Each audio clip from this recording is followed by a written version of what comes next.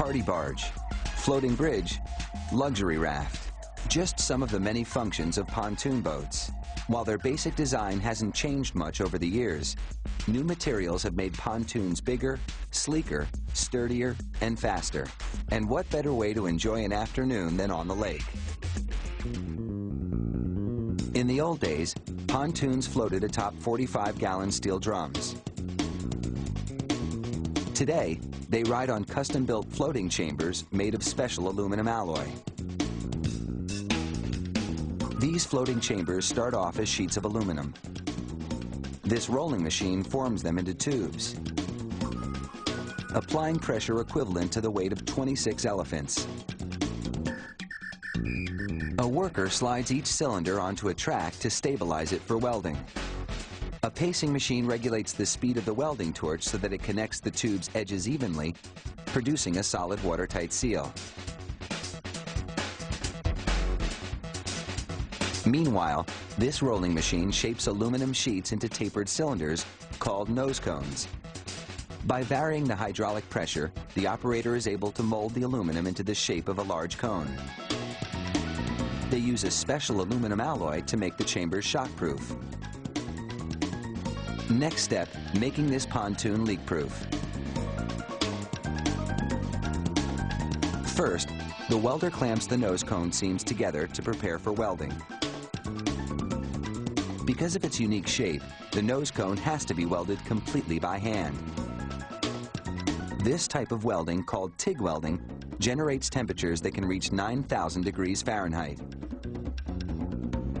The nose cones will sit at the bow of the boat in front of the other floating chambers.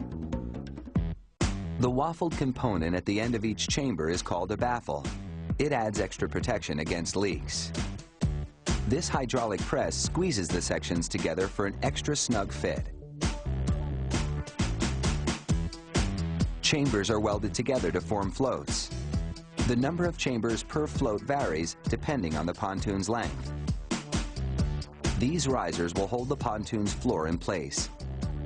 Each chamber floats on its own, so even with several punctures, the boat would stay afloat.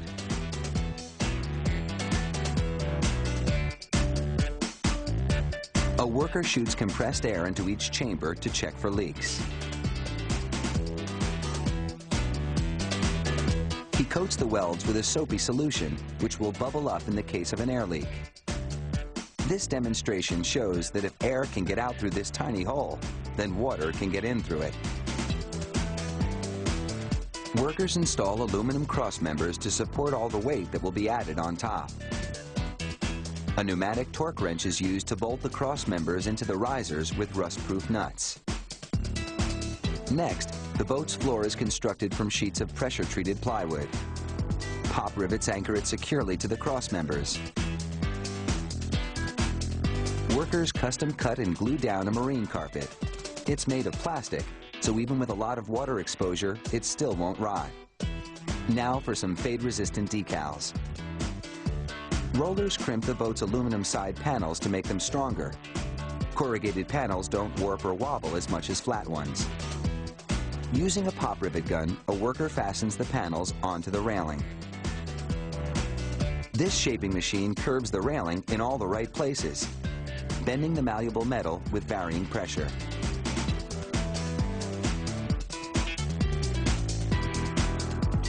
Next, workers bring the assembled pieces to the platform.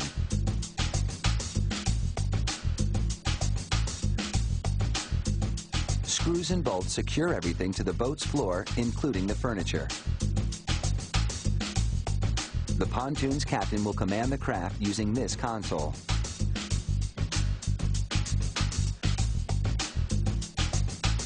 The buttons for the horn, lights, and music sit at the top of the console for easy access. Extra touches bring some of the comforts of home to this craft. Wires and control cables connect the captain's console to this 50-horsepower motor. It's by no means a high-speed engine, but it gives a pontoon boat all the power it needs for a leisurely spin on the lake.